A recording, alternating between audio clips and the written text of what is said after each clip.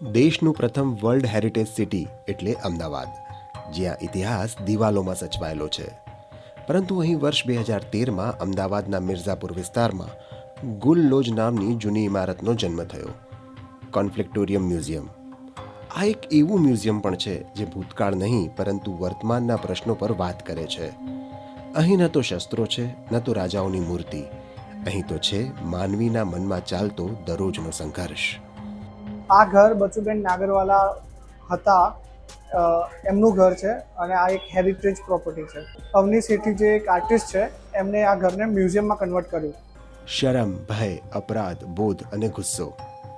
આ મનુષ્ય ભાવોને દબાવવા નહીં પરંતુ સમજવા માટે કોન્ફ્લિક્ટોરિયમ મ્યુઝિયમ એક સુરક્ષિત જગ્યા છે, જેમાં કુતૂહલતા જગાવે તેવી અનેક બાબતો છે. જેમ કે ભારતના પ્રથમ વિરોધી કેન્દ્રિત મ્યુઝિયમને Jane Lombard prize for art and social justice નામનો પારિતોષિક મળ્યો. અહીં મેમરી જર્સ અને સોરી લેટર્સ, જેમાં મુલાકાતીઓ અજાણી અને છુપાવેલી વાતો મુક્તપણે લખી જણાવે છે. કલા, કાયદો, સંસ્કૃતિ, માનશાસ્ત્ર અને સમાજશાસ્ત્રના મિશ્રણ દ્વારા વિરોધોને સેલિબ્રેટ કરવામાં આવે છે.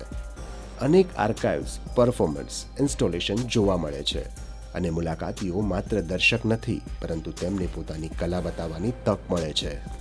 વર્ષ 2022માં આ મ્યુઝિયમનું વિસ્તરણ થયું અને છત્તીસગઢના રાયપુરમાં કોન્ફ્લિક્ટોરિયમનો જન્મ થયો.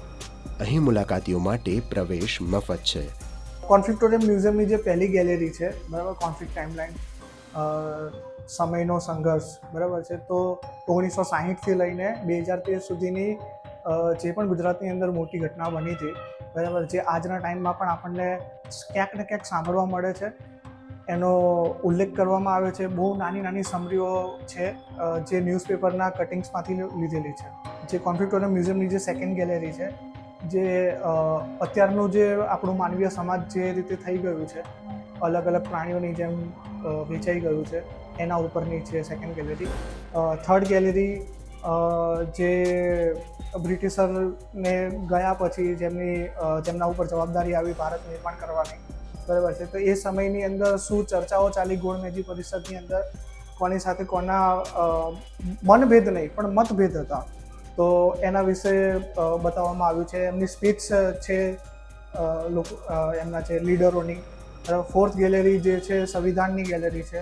સંવિધાન એવું છે જે બધાને જોડીને રાખે છે, એક આપણા દેશના દરેક વ્યક્તિને એક નાગરિક બનાવે છે.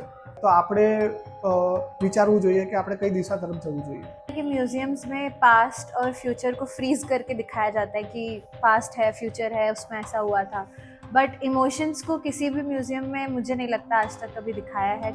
આજની દુનિયા કે જ્યાં માત્ર કાળું અથવા સફેદ, સાચું અથવા ખોટું, આપણે અથવા બીજા જેવી દ્વિસંગી વિચારધારા વહી રહી છે, ત્યારે કોન્ફ્લિક્ટોરિયમ મ્યુઝિયમ ઊભું છે ગ્રે ઝોન માટે, અને એ પણ સંઘર્ષ ટાળવા નહીં પરંતુ સંઘર્ષ સમજવા માટે.